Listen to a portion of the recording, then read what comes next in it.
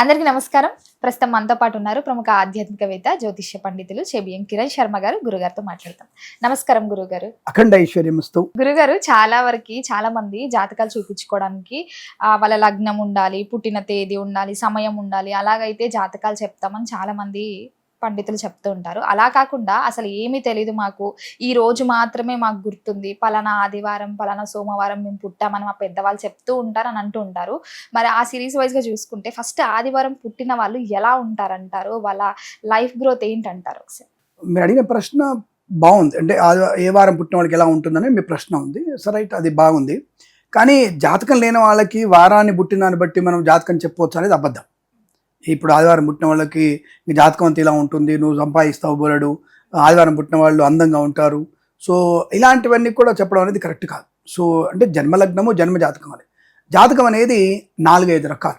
So తెలియనప్పుడు ఏంటంటే ప్రశ్న లగ్నం అని కొంతవరకు, అలాగే మనకి హస్తరేఖల్ని చూసి, నాడిని చూసి, తంబును చూసి, అలాగే ముఖాన్ని చూసి, అలాగే ప్రశ్న అంటే వాళ్ళు వచ్చినటువంటి ప్రశ్న చూసి, ఈ ప్రశ్న కూడా ఎలా ఉంటుందంటే వచ్చినటువంటి వ్యక్తి ఏ రకంగా భంగిమతో ఉన్నాడు, అంటే భంగిమ అంటే సైన్స్, తలగొక్కుంటూ అడుగుతున్నాడా, పళ్ళు చేయబెట్టుకుని అడుగుతున్నాడా, గోక్కుంటూ అడుగుతున్నాడా, కన్ను నలుపుకుంటూ అడుగుతున్నాడా, దీన్ని బట్టి కూడా సైన్ అంటే ఒక సంజ్ఞ, ఈ సంజ్ఞ ద్వారా కూడా మనం జాతకాలు చెప్పడానికి అవకాశం ఉంటుంది కొంతవరకు. So not 100%. Date of birth, time of birth ఉంటేనే మనం 90% చెప్తాను నేనైతే. ఎవరైనా బ్రాకెట్లో ఎవడైనా పెట్టుకోండి, గౌరవం ఏమంటాడు కదా, ఎవరైనా 100% నేను చెప్పింది కరెక్ట్ అంటే అది అబద్ధం, వాళ్ళు జ్యోతిష్కులు కారు. ఇది క్లారిటీ. ఎందుకంటే 90% వరకే చెప్పగలం, మనం 100% చెప్పడానికి సాధ్యం కాదు. ఇది క్లారిటీ. డేట్ ఆఫ్ బర్త్ లేని వాళ్ళకి ఇవన్నీ కూడా ప్రశ్న లగ్న ప్రకారం చెప్తాం. సో కాబట్టి ఇలా మనం 5 రకాల జాతకాలను చెప్పగలము. గవ్వ శాస్త్రం అని, గవ్వలు వేసి చెప్పేటువంటి శాస్త్రం అని, ఇలాంటి కొన్ని 5-6 రకాలు మాత్రమే తప్ప అంతకు మించినటువంటి మీకు జ్యోతిష్యంలో జాతకాలు చెప్పడం దుర్లభం, సాధ్యం కాదు. రెండవది, ఇప్పుడు మనం అడిగినటువంటి విషయంలో మీరు ఆదివారం రోజున పుట్టిన వాళ్ళకి ఎలాంటి ఫలితాలు ఉంటాయి, వాళ్ళు ఎలా ఉంటారు అన్నటువంటి భాషను కొంతవరకు, but it depends on date of birth. కానీ వారం యొక్క లక్షణం ఉంటుంది, ప్రతి వ్యక్తికి ఆ వారం పుట్టిన వాళ్ళకి లక్షణం ఉంటుంది. ఫర్ ఎగ్జాంపుల్ దీన్ని మనము సైకలాజికల్గా మాట్లాడుకుందాం. Some people have a very much interested black dress, some people are interested blue dress, some people interested in purple colour లేకపోతే పింక్ కలర్ లాంటి ఇష్టపడతారు వాళ్ళు. అలాంటి వ్యక్తులకి ఆ వ్యక్తికి మిగతా డ్రెస్సులు సూట్ అవ్వలేదు కదా, అని చెప్పి సూట్ అవుతాయి, బట్ దే ఆర్ ఇంట్రెస్ట్ ఎక్కువ ఉంటుంది. అది పడగానే ఆ డ్రెస్ వేసుకున్న వాళ్ళకి ఒక తెలియని కాన్ఫిడెన్స్ వస్తుంది. లైక్ ఇప్పుడు నేనున్నాను అనుకోండి, ఒక టైప్ ఆఫ్ నాకు ఒక ఆరెంజ్ కలర్ లాంటి కండ వేసుకున్నప్పుడు కొంత నాకు ఒక డిఫరెంట్ ఎనర్జెటిక్ వచ్చే అవకాశం ఉంటుంది, అంటే నాకు ఉండేటువంటి లక్షణం అది. అలాగే వైట్ వేసుకున్నప్పుడు ఇంకొక రకమైనటువంటి కాన్ఫిడెన్స్, ఒక నేను చేయగలను, నేను చేయబోతున్నటువంటి కాన్ఫిడెన్స్ ఏర్పడే అవకాశం. ఇలా మనకి ఒక్కొక్క వస్త్రం అనేది, అన్ని వస్త్రాలు పడతాయి, ఒక్క వస్త్రం ఎప్పుడు వాళ్ళ యొక్క డిఫరెంట్ యాటిట్యూడ్ బయటకు వస్తూ ఉంటుంది. మంచిదే, చెడ్డది కూడా ఉంటుంది అనుకోండి. అలా మనం ఆదివారం రోజున పుట్టిన వాళ్ళ లక్షణాలు తీసుకున్నప్పుడు ఆదివారం రోజున పుట్టిన వాళ్ళకి తప్పకుండా ధైర్యం ఎక్కువ ఉంటుంది. First of all confidence. రెండవది, వాళ్ళు అసలు యాక్చువల్గా ఆదివారం ఎందుకు పుట్టారు, సెలవు రోజు కదా అనుకోకండి.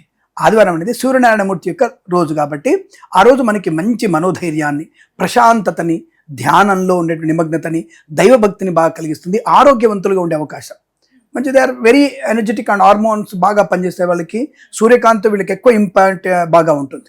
హెల్త్ పరంగా బాగుంటుంది, మంచి మాటకారితనం, మంచి ఆరోగ్యం వీళ్ళకి బ్రహ్మాండంగా ఉండే అవకాశం ఉంటుంది. అలాగే పలు వరస, కంటి వరస, జుట్టు ఇట్స్ వెరీ కంఫర్టబుల్, చాలా బాగుంటుంది వీళ్ళకి. సో అంటే జుట్టు తెల్లబడదని కాదు, తెల్లబడదు కానీ జుట్టు బాగా ఉంటుంది, ఒత్తు జుట్టు ఉంటుంది. తెల్లబడడానికి అనేక కారణాలు. రోజు 2 పిజ్జాలు తిని 3 గచ్చుపులు తింటే 1 monthలో తెల్లబడుతుంది మనకి.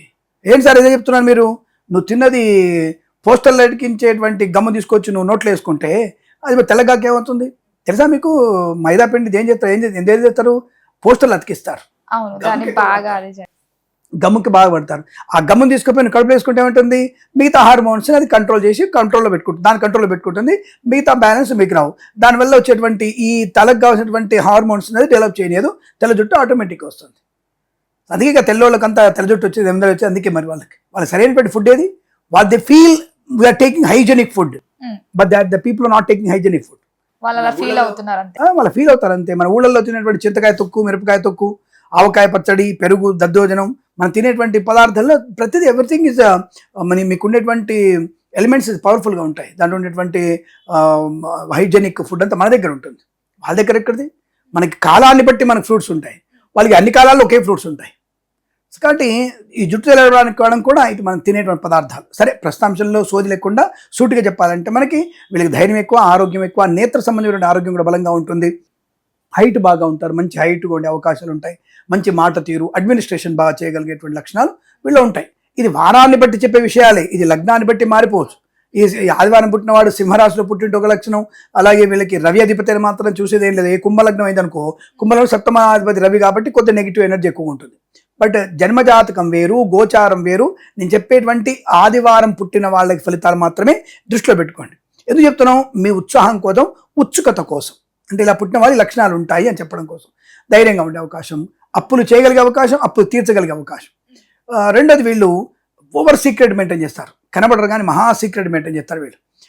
తన ఇంటి గురించి చేసేటువంటి ఏ పనులను సీక్రెట్ మెయింటైన్ చేసే అవకాశం ఎక్కువ.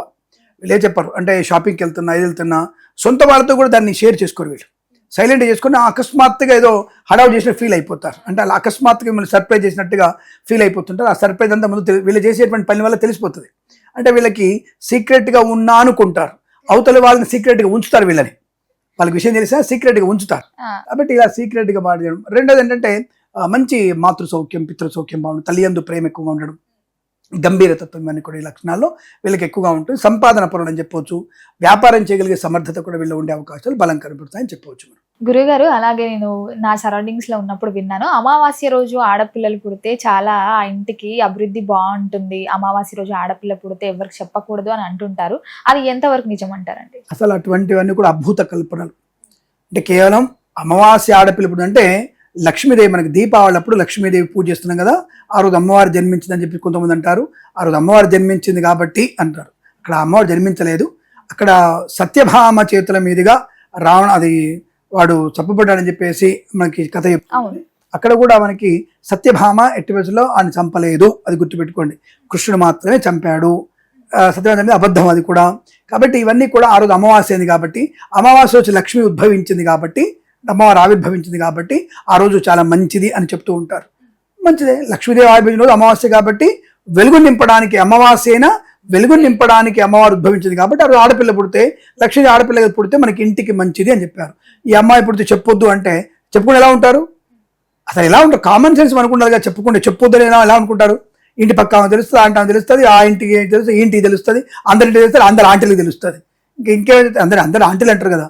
ఒక 70 ఏళ్ళ ఆంటీ అమ్మాయి ఆవిడ కూడా పక్క 72 ఏళ్ళ ఆవిడ ఆంటీ అంటారు. ఇది ఎక్కడి ఆంటీ? నాకు అది యాంటీ వర్డ్స్ తీసి పడేదమ్మా. మంచి అక్క, బావ, అక్క అమ్మ కూడా బావనగా నేను మరదలు సరసా వాడతాడా? మా ఊళ్ళల్లో ఇదే ఉంటుంది. మా ఇంట్లో ఇప్పుడు నేనే అంతే, ఎవరింటికి వెళ్తాను అనుకోండి, గ్రూప్ రేషన్కి వెళ్తే అమ్మాయి అక్క ఎట్రండి అక్క ఇక్కడ చూసుకో, ఆయన మొగుండి బావ అంటారు, బావ ఎట్రా అంటే బావ అంటే అక్క మొగుడు అవుతారా? అంటే ఆ వరుసలో పిలుచుకోవడం వల్ల ఆత్మీయత బాగా పెరుగుతుంది. అక్క ఇక్కడ కూర్చో, అక్క నువ్వు ఇక్కడ కూర్చో, బావ నువ్వు ఎందుకు పోతావు, అందరు నవ్వుతుంటారు. ఏంది అయ్యగారు అందరినీ కలుపుకుంటాడు మంచిగా. ఎవరైనా పొరపాటు నచ్చి మామ ఇటురామా అంటే, ఓ మామ పిలుస్తుంది నీకు ఇటురా అంట నేను కూడా. అంటే ఆ వెంటనే ఆ రిలేషన్షిప్ని మెయింటైన్ చేసుకునేటువంటి ప్రయత్నం ఉంటుంది. కాబట్టి అంతే తప్ప ఇక్కడ అందరికీ తెలుస్తుంటుంది కనుక. కాబట్టి మీరు అమావాస్య పుట్టిన ఆడపిల్లకి లక్ష్మీప్రదం, దాన్ని కాదనట్లేదు, మంచి యోగం ఉంటుంది, ఇంటి కలిసి వస్తుంది. అసలు ఆడపిల్లని ఇల్లు అడవి లాంటిది. ఆడపిల్ల ఉన్న ఇల్లు అద్భుతమైనటువంటి వనం, అద్భుతమైనటువంటి స్వర్గం అది. కాబట్టి ఆడపిల్ల ఉన్న ఇల్లుకే అపురూపమైనటువంటి ఆనంద యోగాలు ఉంటాయి. ఆడపిల్లని అడవి కాబట్టి ఆడపిల్ల ఉన్న ఇంటికే మంచిది. కాబట్టి అమావాస్య పుట్టినా, శుక్రవారం పుట్టినా, బుధవారం పుట్టినా, ఏ వారం పుట్టినా ఆడపిల్లకి అత్యుత్తమైనటువంటి శుభయోగాలు ఉంటాయి. ఆ ఇల్లు ఎప్పుడూ కళకళలాడుతుంది, దాని ఎటువంటి అబద్ధం లేదు. అది ధర్మజాత ఆడపిల్ల ఇంటికి అలువేలు మంగా సమేత లక్ష్మీ స్వరూపము.